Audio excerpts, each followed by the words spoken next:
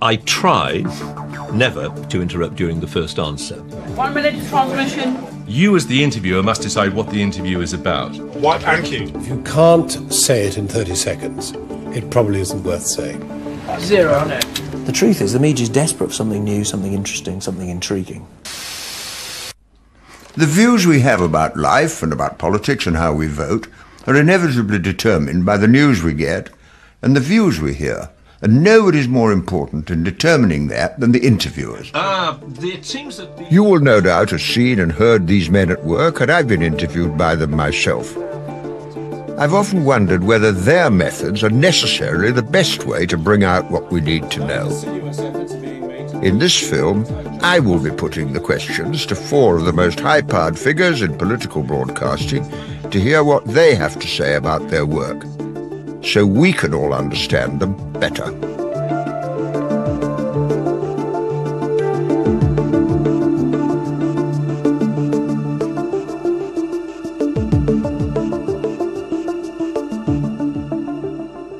Might say should be deported because he's a criminal, even though he's going to be punished in his own country, possibly even tortured in his own country. John Humphreys is the voice that over 6 million people wake up to each week on Radio 4's Today programme. Why are we bothering with it then? Why are we done? I don't think we can at this stage.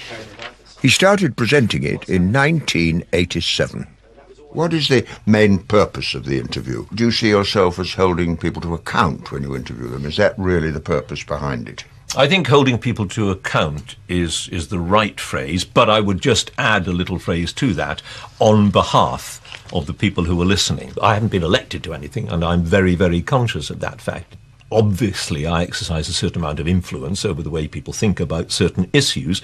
I have no power, and I would like to distinguish between power and influence. People with power can do things. People with influence maybe can influence those who do things. What I want to get out of the interview is a better informed, sorry if this sounds a bit sanctimonious, but there we are, a better informed audience.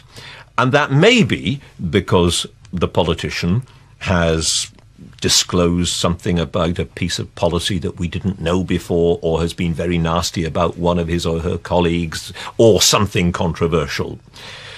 Or it may just be because we've added a little bit to the sum of human knowledge, either about the issue that we're discussing, or about the person to whom we're talking. And I know you and I have had the odd little argument over the years about personalities versus issues, and you feel very strongly that issues are what matters rather than personalities. It's probably the one of the areas where I think you're wrong. Forgive me for saying so, because I do think personalities in politics matters an enormous amount. There are 7 million trade unionists, but trade unions are never mentioned unless there's a strike. Now, business news goes on all the day, the FTSE, the Dow Jones, but trade unionists don't feature unless there's a strike. Now, why is that? I suppose if I looked for the responsible answer to that question, I would say, well, it's because if you run a company, if you run a powerful multinational corporation, you're in a position to make decisions that will affect all sorts of people's lives, including those 7 million trade unionists. Therefore, there are going to be more reasons for talking to them than there are going to be for talking to leaders of trade unions. But frankly, I don't think that does it. It's part of the answer, but it doesn't do it. And I think you have a point. Let me ask you another question. We've just had elections for the local government. Now, there are local authorities all over the country. I don't remember a single interview about the role of local government during that period. There were No, I'm talking about their capacity to build houses, to run services, to build schools. The role of local government has been completely transformed, but I don't remember hearing local councillors interviewed at any length about what's happened to local government. You're right. We didn't talk to enough local councillors. I absolutely accept that. I don't accept that we didn't talk about the role of local government. Indeed, I did several interviews myself in which I asked ministers, point taken, but in which I asked ministers why a local government had less and less power, and were they happy with that, and why were we centralising power in the way we had been centralising power. Look, the problem with a programme like this or any other national broadcast news and current affairs programme is that it's too easy to go to the people at the centre, and that's why we do it. frankly, and because, let's be honest, most of the time they're the people who make the big decisions. Why do we always talk to a junior minister or an opposition spokesman about the problems in schools? Why don't we more often go to the head teacher or even a junior teacher, somebody who started 5 minutes ago in a school, to get their perspective? Yeah, of course. We don't do enough of that. I agree with that. When you interview somebody, you, of course, describe them in some way. Do you see the description as being factual or judgmental? We're interviewing somebody who's an expert on the Middle East. We're interviewing a Labour rebel. Does the word rebel ever occur to you and ever appear in your programme? Yes, it does, and I think it can be justified because I think people know what it means. If you're talking to somebody like Bob Marshall-Andrews, whom everybody in politics, and I think probably most of the audience knows, is a rebel, that is to say, he frequently opposes the leadership of his party. If you're talking, on the other hand, to somebody who very, very rarely, if ever, opposes the leadership of the party, I think the audience is entitled to know that, indeed has a right to know that. Now take the question of the amount of time, because the issues you discuss are major. Should we go to war with Iraq? Should we go to war with Iran? What do you do about third world poverty? What and so on and so on. Is there enough time in an interview to bring it out? There's never enough time. There is never enough time. But I'm afraid that's the way it is. Do you feel that sometimes people are frustrated by the fact that a really important issue has been explored so briefly? Often. Yes, often they do. But, you see, after doing an interview on, world poverty, if you like, or Iraq is a good example because it's so highly controversial, obviously. I will go home and there'll be a dozen emails, and there'll be many, many more in the office, saying, why didn't you ask him about X, Y, or Z? And of course, I should have asked it, but I might well have asked that same politician that very question the last 3 occasions on which I did. Now, you're famous for interruptions, so you won't be surprised if I ask you. What is the purpose of an interruption when you come in quite quickly when somebody's begun to say something? Depends how quickly. I try never to interrupt during the first answer. If you're talking to somebody who uses a particular tactic, and that tactic is to give you every single detail of every single, let's say, resolution passed at the United Nations for the last 15 years in order to stop you getting to the nub of the interview, I think you're then entitled to interrupt and say, look, you've said that before. Indeed, you've said it before in this interview. You've said it 16 times now. Can we please move on? That's an absolutely valid interruption. If somebody is repeating over and over and over again the answer to a question that you may not even have asked, but they decided should be answered, I think you're absolutely entitled to interrupt. Do you feel that interruptions help or hinder an understanding of the issue that's being discussed? Sometimes they will help. Usually, I think they will help. Well, look, sometimes I am... Some would argue with this. I'm a human being. I get carried away occasionally. Not often these days. I've become a bit more mellow, I think. But I do sometimes get a bit irritated, a little bit annoyed. And then, if I interrupt unfairly, and I do sometimes, I overdo it sometimes, I'm aware of that. But I am aware of that, and I'm very cross with myself. And if somebody in the cubicle, the control room, the cubicle as we call it, comes into my room and says, whoops, back off a bit, I will. If they don't, then maybe I won't. And I'd absolutely accept that occasionally I've gone over the top. Of course I have. Wouldn't argue that. When you look back on an interview, do you see that somebody won and somebody lost? Is it a spectator sport? Shouldn't be. Because many people do see that. Of course they do. And it absolutely shouldn't be. Look, television, radio and television is a form of entertainment. It's also a hugely powerful information medium, clearly. So we want to inform, we want to entertain, and we want to educate. It is all of those three. If your programme is deadly dull and nobody listens to it, you failed. And there is no way around that, I'm afraid. However purist one would like to be about these things, there is simply no way around that. We have to hold our listeners. If that means a bit of theatre sometimes, I don't have a problem with that. It depends, of course, how far you're prepared to take it. And if you take it too far, and you turn it just into a circus, then obviously you've let down the audience because you haven't done the other two bits. You may have entertained, but you haven't informed and educated, and then we have failed as well in a bigger way. Do you represent, in a sense, the conventional wisdom, I won't say the establishment, but that the way you approach every issue is what is generally at the time regarded as sensible? I take the point.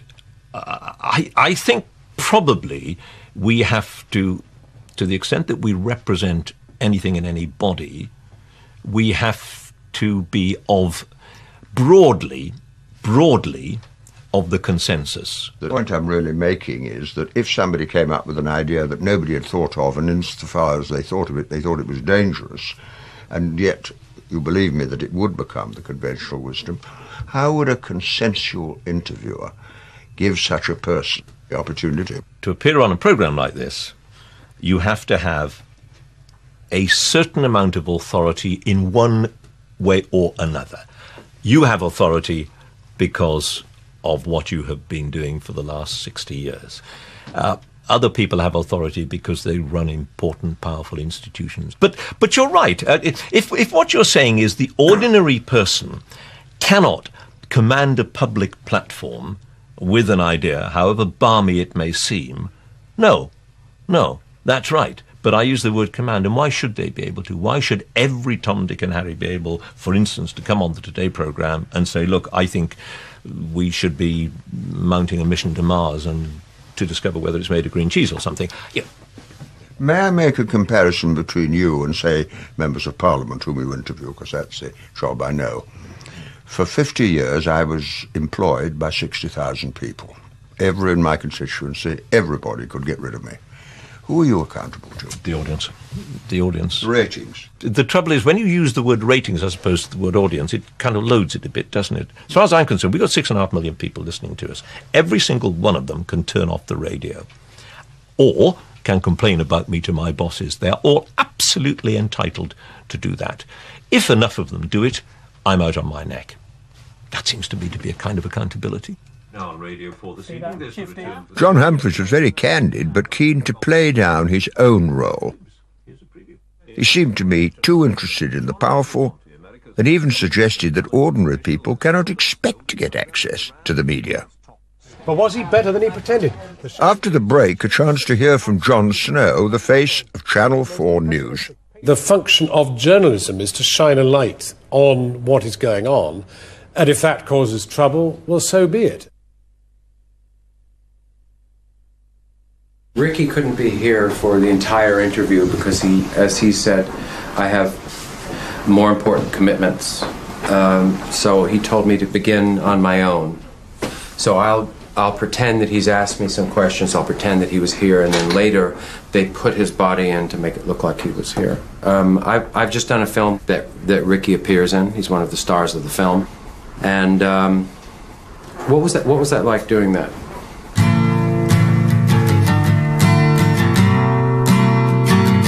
Ricky Gervais meets Christopher Guest, Christmas Day at 10 on 4. Colds can make you feel really drained. Did you know Lemsip Max Daytime Capsules are specially designed to help you get through your day? Their max strength ingredients work quickly to relieve your cold and flu symptoms. Plus the caffeine in them helps get you back on your feet. Try Lemsip Max Daytime Capsules. Also available together with nighttime capsules in new Lemsip Day and Night Pack. Taxi! 2 minutes. You know she can't be rushed. 10 minutes. You look fantastic. You know it doesn't matter what you say. You know she gets it right first time. The black one. At Ernest Jones, every diamond is hand-selected to match beautifully. 2 minutes. 10 minutes. You know her, we know diamonds. Together, we'll find the right gift. What do the following have in common? Jonathan Ross, Rob Brydon, Cat Deeley, Russell Brand, Noel Fielding and David Walliams. Don't know? Well, they'll all be joining me, Jimmy Carr, for the Big Fat Quiz of the Year 2006. I think, in fairness, it was obvious. The Big Fat Quiz of the Year, Wednesday at 9 on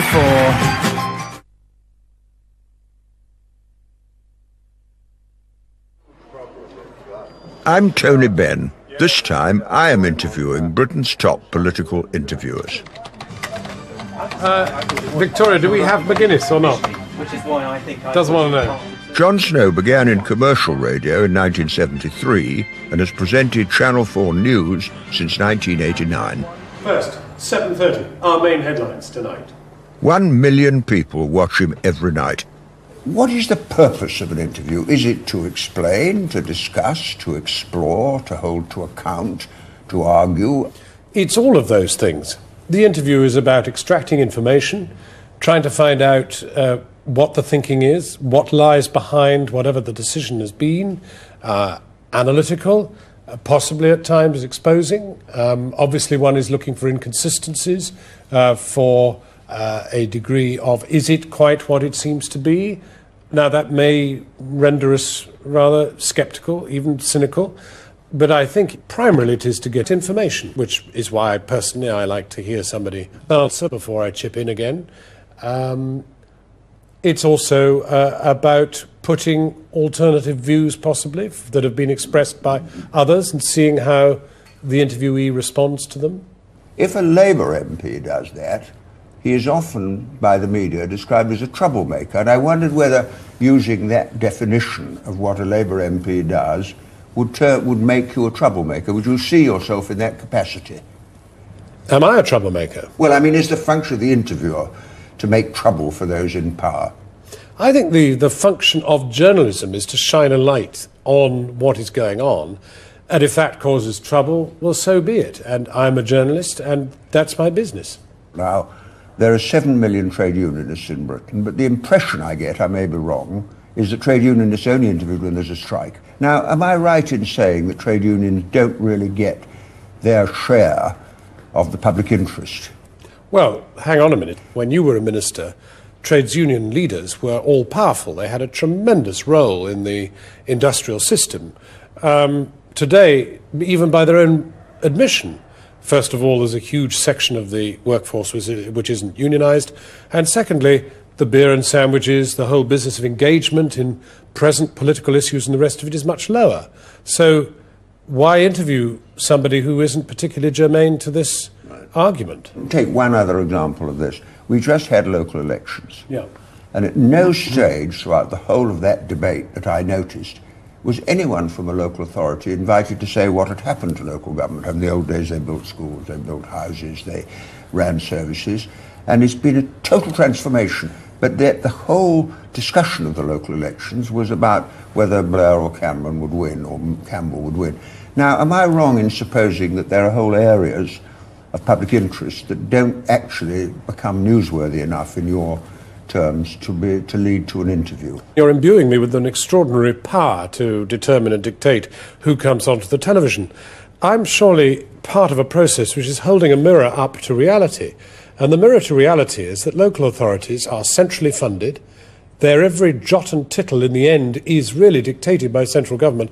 You helped participate in a regime which over many, many years has centralised power to Whitehall. And when we have local elections, we know perfectly well that 80% of the money, 100% of the policies flow from the centre. What's the point of talking to the monkey when you've got the organ grinder in Whitehall to talk to first? Well, that's a fair point, but wouldn't you have thought talking to a few, as you use the term monkeys, to find out the dilemma in which they found themselves? Of course, if they said to you what you just said, we've got no power, that would be tremendously important. Wouldn't it? But they wouldn't, of course, because, of course, they live under the illusion that they do have a great deal of power.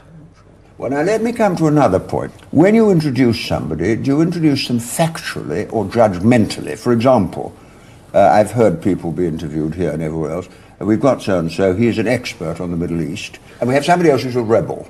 Now, if you hear a rebel speaking in terms of his reputation as a well-informed, a side-by-side, that is going to prejudge to some extent how people regard the validity of the arguments by the two sides. Is that a fair point? I'm not sure that it is, because I'm not conscious of using the word rebel, for example. And it's an important word, because there are a lot of rebels, and it would obviously be apt to say, well, I'm now, we're now going to Bob Marshall-Andrews, well-known Blairite, anti-Blairite or rebel or whatever. But I don't think we would do that. We might say who has questioned some of the Prime Minister's statements of late, something like that, which I suppose to some extent does prejudge, but it also gives the viewer important information. I mean, if you say, here's Bob Marshall-Andrews, Labour MP, does that really give a full picture of who he is? Because anybody in the know knows that Bob Marshall-Andrews is not a loyal Blairite and has questioned the Prime Minister's stance on a lot of things. And to that extent, you owe it to the viewer to flesh out a bit the question of, well, without prejudging. I mean, I'm not sure that he would object either. I find that a number of words are quite neutral. For example, who are in the international community? It's often spoken of. Can you give me a list of countries in the international community as distinct from countries in the United Nations? It's quite an interesting distinction. Well, now you're into rocky territory, because since the death of the ideological struggle in which you played so formidable a part, we've had a tremendous difficulty describing who we are. Are we the West? Are we the international community? Are we a part of the international community? Are we the North? How do we describe ourselves? And it's a very difficult thing to describe. Or are we just the coalition of the willing? It's very difficult to have an epithet that describes a collection of, I know what's coming, like-minded nations that have some particular vision of the way policy should go, in a way that is acceptable. But I would have thought there was something to be said for using a word which had an immediate meaning to everybody, the United Nations. Now, would that be a fair point to make, rather than use the word international community? No, I don't think it would, because you're imbuing them with some position, perhaps, that the United Nations has adopted on what you're about to discuss. And they may be at variance with that position, and therefore not want to be described as the United Nations. I get the feeling that sometimes, when the time is too short, everybody is angry, the interviewer, the interviewee, and the public. And I wondered whether there was a case for arguing for a little bit more time. Well, I'll say something which I know you'll disagree with. I believe if you can't say it in 30 seconds, it probably isn't worth saying. If you can't distill at least the key thought into 30 seconds and then lay yourself open to another question about it, then you've come up with something which is too complicated for people to concentrate on. Now, there's a dreadful thing to say. Well, if you talk for 15 seconds, in some cases you get interrupted after 10, so don't be... Now, I mean, I've always said that you can be too bright for television, too intelligent, that actually the medium has limits to it. One of the reasons why I think I've achieved in television is because I have a limited intellect, and therefore I tend only to ask reasonably simple questions, which the medium is at peace with. I wonder whether the object of all interviews, and I'm talking about your profession rather than you personally, is to get at the truth or to disagree, and do interruptions help or hinder understanding? How do you see it? I think there is a structural problem in conducting a television interview. There's a tremendous time constraint. First of all, you're unlikely to have more than about 3 minutes. 3 minutes is a very short time. It would be invidious to mention names, but there are people who, if you didn't interrupt at all, could fill the 3 minutes single-handed without a single question. I think, unfortunately, that interviewing is a game. The interview improves for the participation of the interviewee in the process. And the process involves short, concise answers to the question posed. And it seems to me that very often you ask a question to which you get an answer which has nothing whatever to do with the question. And that tends, in my book, to demand an interruption. I mean, I'll give you an example.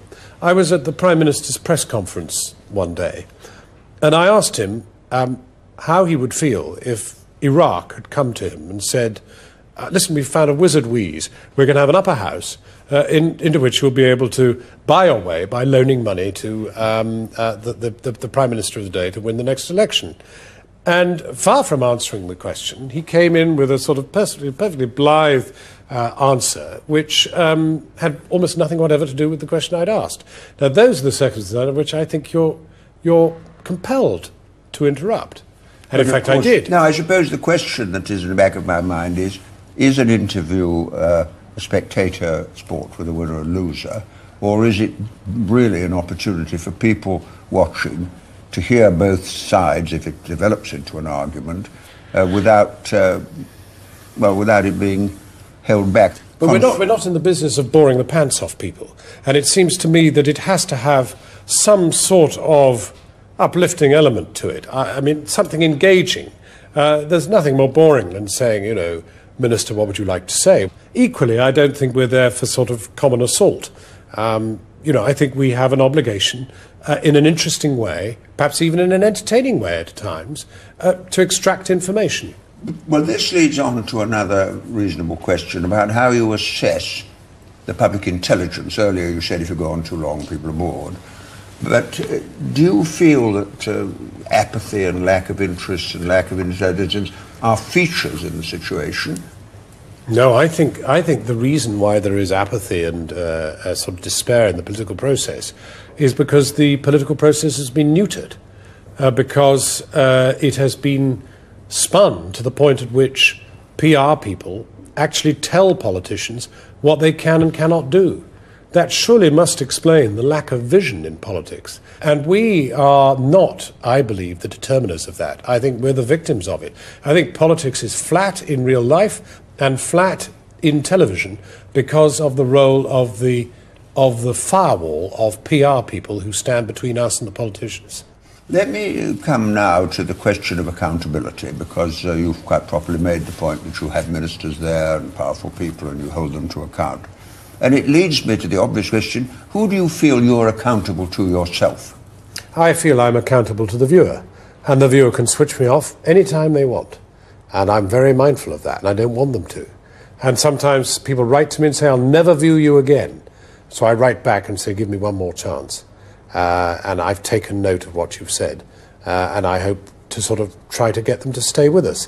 I think we are accountable to the viewer. The viewer has the ultimate power to just switch channels, and that's the end of us. They never need to watch us again. Jon Snow seemed preoccupied with the establishment and its top-down view of the world. You're doing it. What are you talking? He gave me the impression he believed viewers wouldn't be able to understand a complicated argument. Thank you so much for inviting me. Nick Robinson is the BBC's political editor. So, just to be clear, 10 o'clock news. Yeah. Something on the speech. Take a look at That's also true, but on the balance of it. This period of reflection, as it's been called. He appears regularly on radio and television news programmes and the internet. Well, let me ask a general question about the way you see the role of the interview. Is it to discuss, to explore, to explain, to expose, to argue? All of those things, but at different times.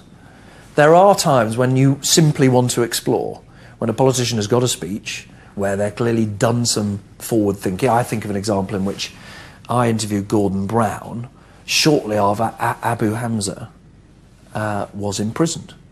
And that interview was an opportunity to hear something you never normally heard from Gordon Brown, with the sense that this man might be Prime Minister. And that was interesting. On other occasions, of course, you are simply trying to confront a politician with a problem that maybe the public feels very strongly about, but they seem to be in some form of denial about. What is newsworthy in your mind? Because that does, in a way, decide what people will be thinking about when they've seen the interview. Let me try and address what underlies it. Is there a tension between what Westminster and the Westminster Village regards as newsworthy and the real world? And the answer is clearly there is. There are some issues, I would say, like childcare, the government would say like tax credits, in which real changes were made to people's lives, but somehow they never filtered properly through to the Westminster Village. The minimum wage maybe is another. After the argument was had about whether the policy was a good or a bad idea, it essentially becomes boring politically. There's no argument that continues. There is no focus for that political row, if you like. And therefore, the focus moves on. And I do think that's a weakness in political reporting, that we're not good at saying, let's keep looking at those things that do make a difference to people's lives.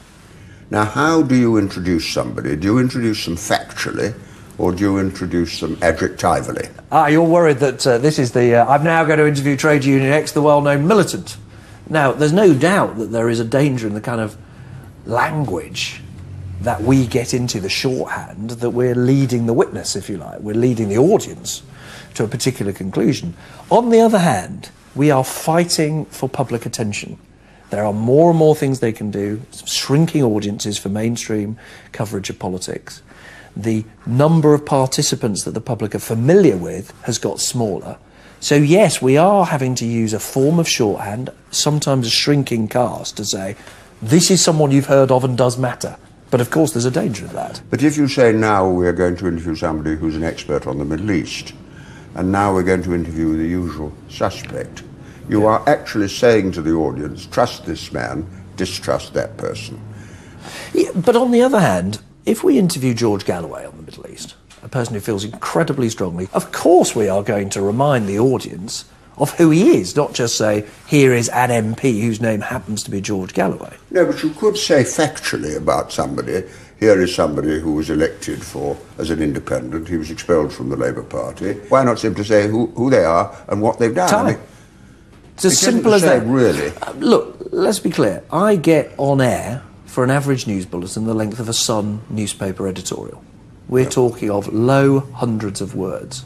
So everyone is about trying to, well, not everyone, you never get it right, but is trying to be a shorthand to get the audience to where you want them to be in terms of trying to make sense of the story, not to get them where they want to be in making a judgment. But of course there's always a danger in that. But to not do it, to say literally I will just give bald factual information, you would end up telling people nothing at all. You'd run out of time. Well, now take a neutral word. When you speak about the international community, what do you mean? Well, this is a great post-Cold War dilemma. What do you say? Do you talk about the West? Do you talk about the international community? And the question is, we haven't found a language post the Cold War that neatly expresses what we used to mean by the West. Everyone knew what we meant by that. Well, is Iran a member of the international community? Well, literally, the case is everybody's a member of the international community. But if one is talking about the international community criticising a country, I think what you've got to be talking is a critical mass of countries which are not just the United States and its most predictable allies. You would have to be saying that. Now, it seems to me take Iran, in the example of criticism of Iran, worries about its nuclear programme, it is clearly the case that that spreads way beyond just the United States, Bush and Blair, if you like. I wonder whether you might just say America and its best allies. Wouldn't that be a better way of describing? What? Well, if it's America and its predictable allies, you would, but I think international community is, I don't think it's a phrase I've often used, but would often be used in a broader sense than that. If you have too short a time for a really big question, doesn't it leave in the minds of yourself and the interviewee and the public a sense of frustration and anger? Yes, it does, if there's too little. When I went into journalism, let alone when you went into politics, there would be a lengthy set-piece interview with the Prime Minister, with key ministers. There has now been a deliberate decision of our political leaders to avoid that sort of scrutiny. Well, why don't you go and interview other people? You say, you speak as if the people in power determine everything, but after all, you don't have just to follow them.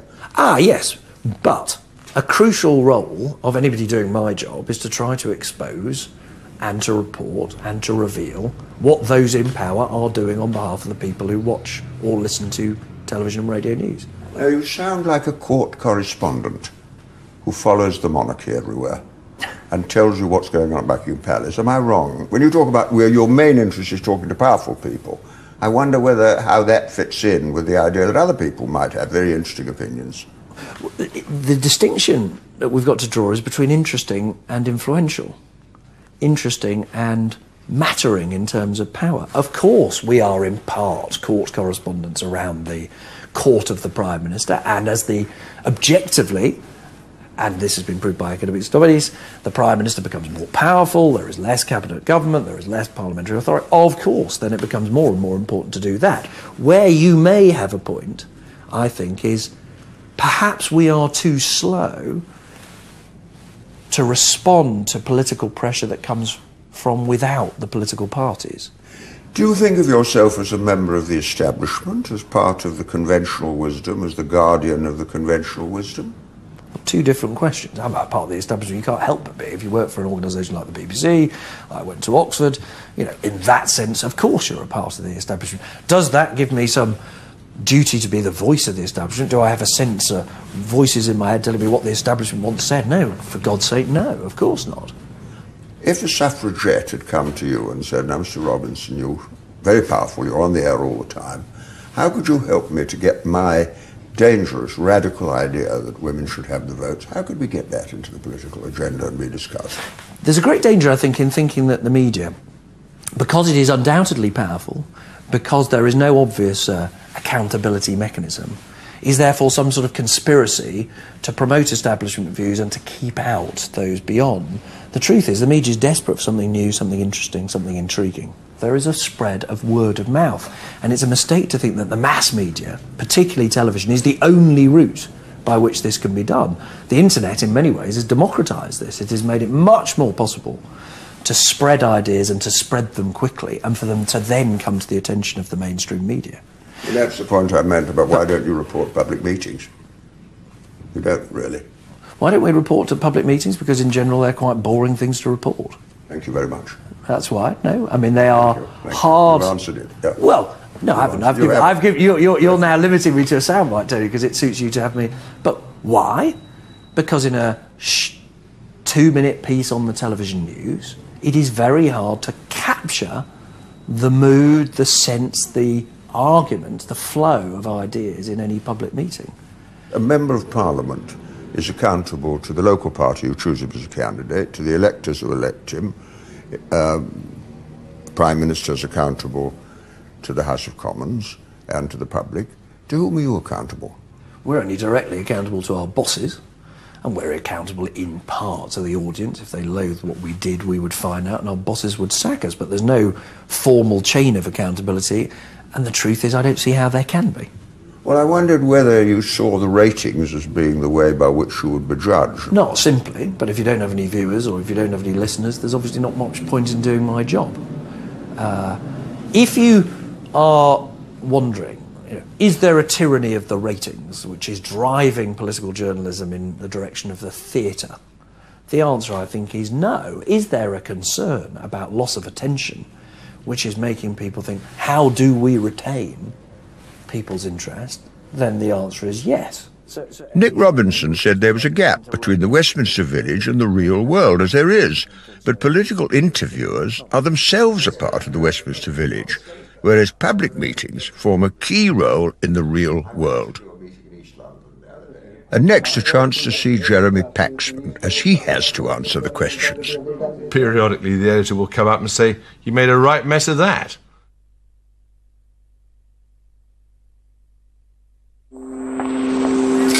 It's a 9 thing. They're gonna shoot him. Jerry took a couple of hits. They're trying to stabilize him right now. And Abby? He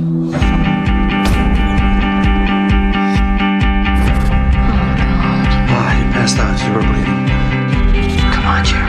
Her name's Samantha Taggart. You need to find her. I have 2 months left to go. This baby's not coming till then. Oh my God! We're broke. We need some help in here. Let us out. I'm prisoners. You're my family. You're gonna get your family killed. Your leader's on the infuser. Sats are dropping. If you don't get treated, I'm gonna have 2 patients to intubate. The brand new series of ER, coming soon to E4. Speaker, speaker, on my dance floor. Tell me, speaker, what is wrong?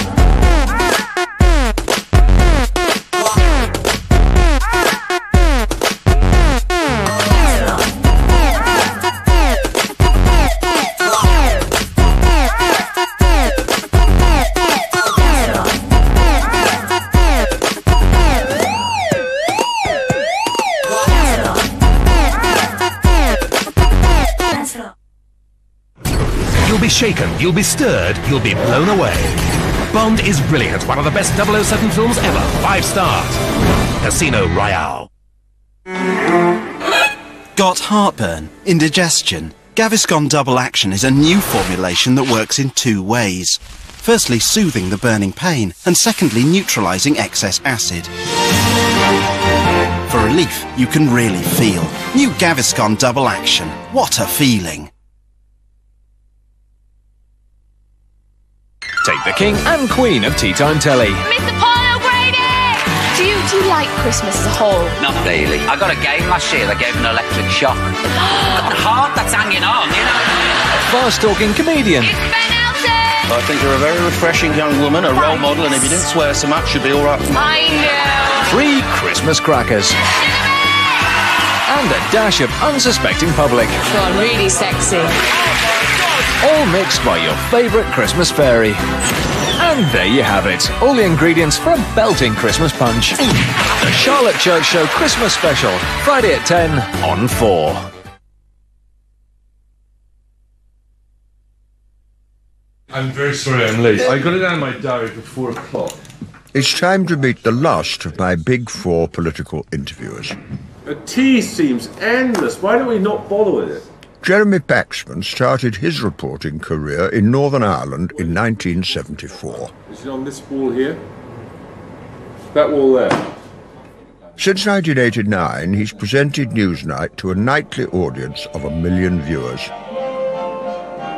When you approach an interview, what are the principal motives in your mind? I think it depends really on what the issue is and who you're talking to. Sometimes it's a question of, I mean, quite frankly, holding to account. You said this, but now you've done that. Sometimes it's a question of finding out what makes somebody tick or why they hold a particular point of view. You know, there are a whole range of motivations at work, I think. I mean, essentially, I suppose if you were looking for one sentence, I suppose it would be that you're trying to find things out. Now, I think a lot of public discourse in this country is a dialogue of the deaf, and therefore, at times, you need to find a way of getting around that, and sometimes that can be by... I know people go on about how I'm aggressive or whatever. I don't think I am. I think I would use a word like straightforward, but they're entitled to their view. But sometimes that's the approach. Sometimes, you know, humour can sometimes do it. Sometimes to come at the question from the left when they're expecting you to come at it from the right, or vice versa. I did a meeting with Jack Jones in Blackpool a few years ago, and there are 11 million pensioners, a couple of thousand of us there. And I said to him as we walked along the front, if you want this covered in the media, take this brick and throw it through McDonald's. And if you do, there will be 2 bishops on Newsnight discussing the rising tide of violence among people. And of course, he didn't throw the brick, and there wasn't a word. So, in a sense, you wonder whether making trouble gets you onto the... I think it does. Of course it does. Of course it does. But that's in the nature of... When we were getting into the whole area here of what constitutes news. Yes, that's it, yes. And I think... that it is undoubtedly the case that things that are newsworthy are things that are out of the ordinary. Now, when you introduce somebody, do you introduce them factually in terms of what they've done, or adjectively, someone who is known to take a critical view and put an opposite point of view?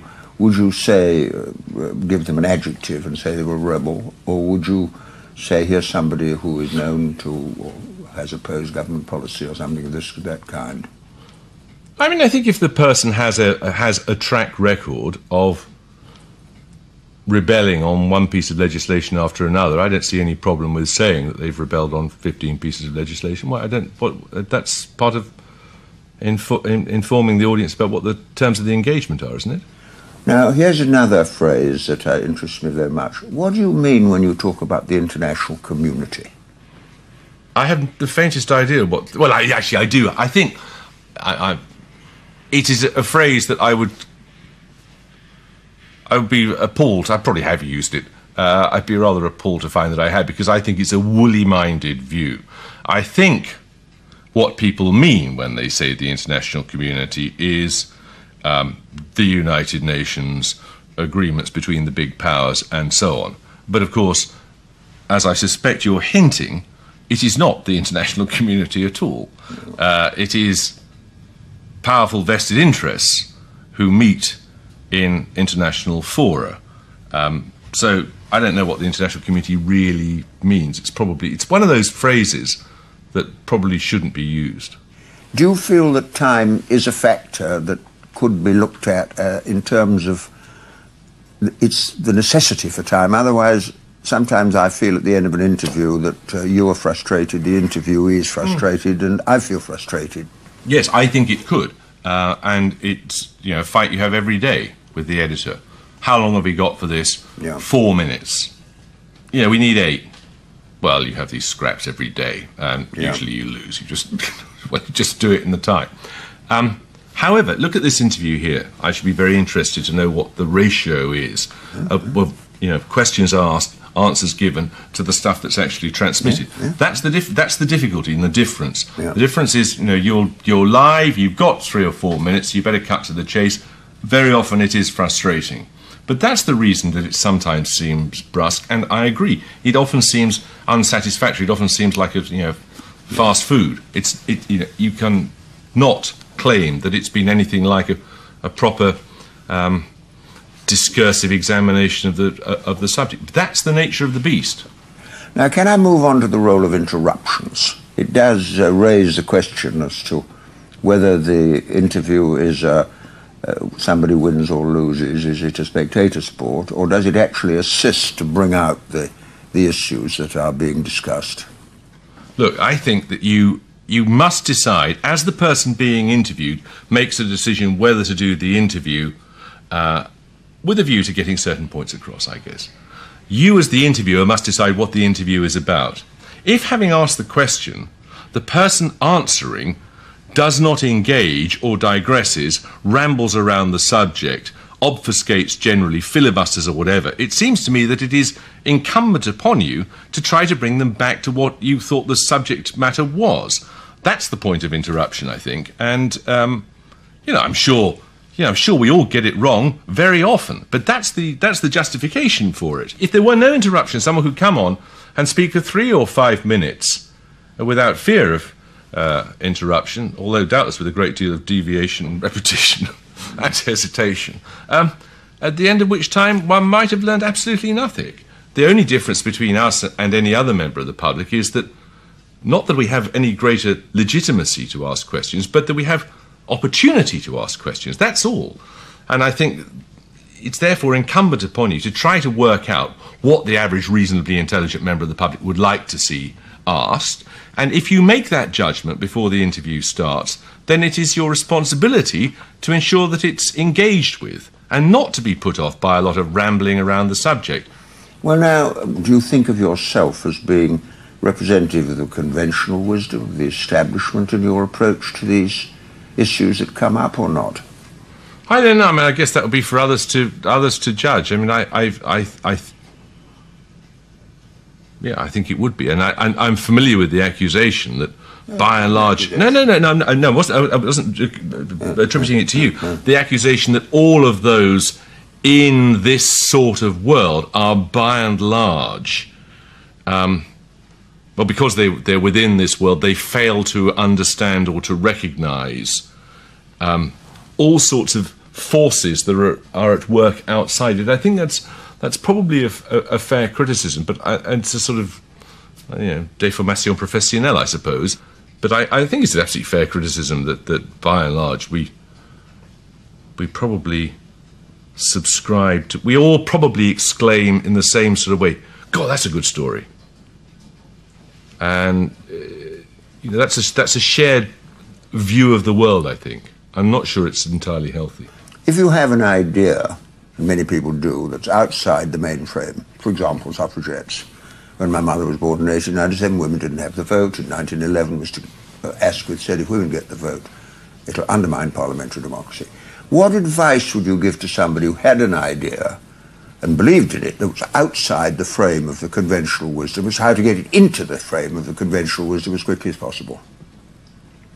I don't know. I was just thinking as you were talking about the suffragettes there, wouldn't you love to have been the producer who got one of the suffragettes with Asquith in a studio and said to him, right, explain to her why she can't have the vote? I mean, I can't give you an answer to that question because I haven't really thought about it enough, and I should have done probably. I knew Gandhi, I knew Nehru, I knew Mandela, I knew Nkrumah. They were all in British prisons, and they ended up having tea with the Queen as head of Commonwealth countries. Now, what was the process from which Gandhi was in prison to the moment when the Indians were at Buckingham Palace and welcomed as Commonwealth leaders. There had to be a cause. There had to be a cause which was shared by very large numbers of people. But not by the establishment. I'm talking about the way the conventional wisdom treats people who have an idea actually that threatens their power. That's really what it's about. But I like to think that if we had been around at the time, we would certainly have invited Mr. Gandhi on as often as possible. You know, it's one of those hypotheticals, isn't it? Now, on the question of accountability, I imagine that you would see part of your purpose is holding powerful people to account. And I wondered to whom you yourself feel you're accountable. Well, I mean, periodically the editor will come up and say, you made a right mess of that. I suppose that's it. But I mean, I think my accountability probably is to the viewer. Now, how do you measure that? Very difficult. Very difficult. The ratings, you see? If your ratings fell, that this would endanger your own position? I don't think so.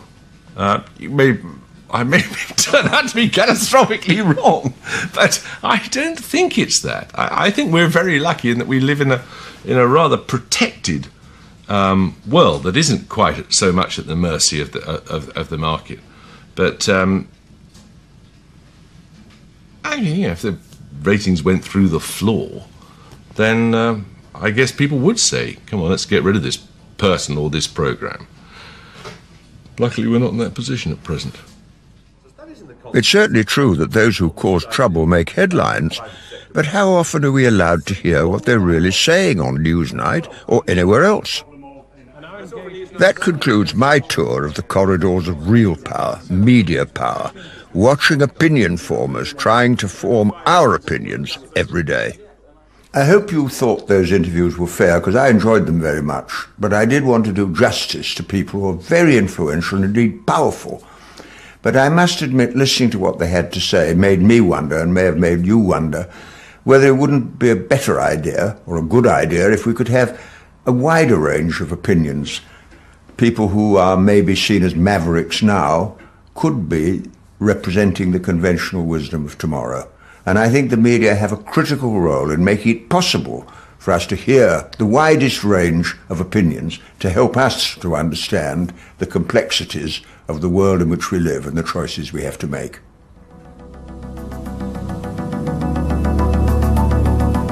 All the usual and unusual sport from across the globe, including fencing and women's boxing, coming to you Trans-World style next here on 4.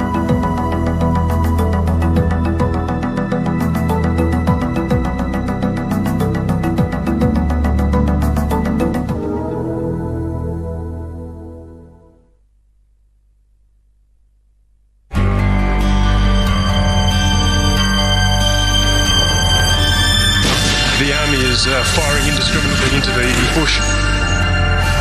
Undoubtedly the most provocative program of the week. Like, you can't even respect us, and then you expect me to turn around and listen to you as a brother. This is outstanding investigative reporting. And they were just, attention seeking. I can't sleep at night knowing that this is happening. We will help them to restore basic services. This is unmissable TV. Don't stop recording yet.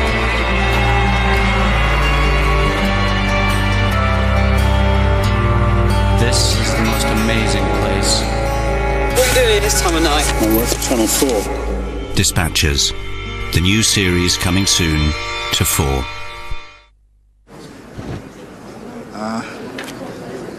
All right, let's do it. My name is George. That's it. Thank you. Global news, plus some stuff they just make up. The Daily Show, weeknights at 8:30 on More 4. Bless you. Bless you. Bless you. Strepsils, honey and lemon. Antibacterial medicine to help sore throats back into shape. Strepsils, first aid for sore throats. Now, a blocked nose can also be relieved with the menthol vapours of new Strepsils, sore throat and blocked nose. Fact: your chopping board harbours 50 times more bacteria than your toilet seat. But Dettol Surface Cleanser kills 99.9% of bacteria, including MRSA, E. coli, Salmonella and even the flu virus. Dettol Surface Cleanser. And to kill harmful bacteria on your hands and protect your family, use Dettol's new hand wash.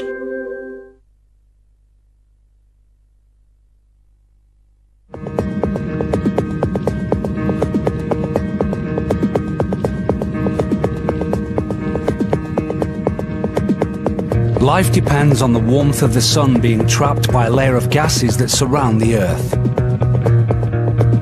We now produce so much of these heat-trapping gases that the world is getting warmer, causing climates to change and threatening our way of life. As the world gets warmer, the extreme effects we have witnessed may become more frequent, making our planet a more hostile place to live.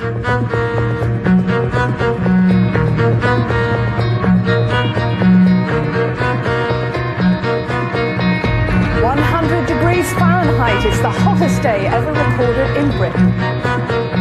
If we could see the gases, the causes of the problem would be obvious to everyone.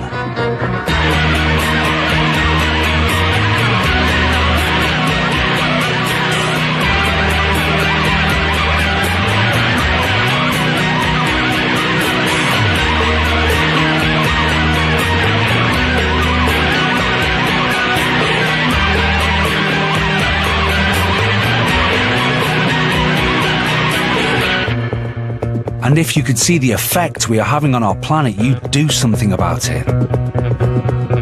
The solutions exist, and it's not too late to make a difference, but we have to act now, today.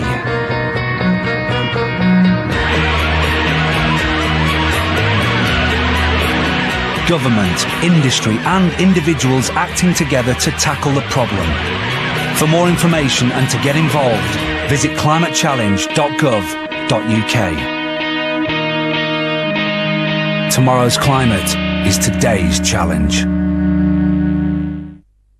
Ricky couldn't be here for the entire interview because he, as he said, I have more important commitments. So he told me to begin on my own.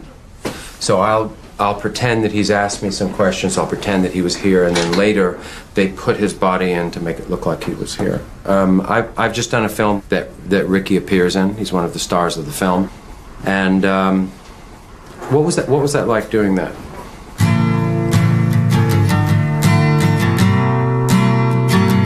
Ricky Gervais meets Christopher Guest, Christmas Day at 10 on 4.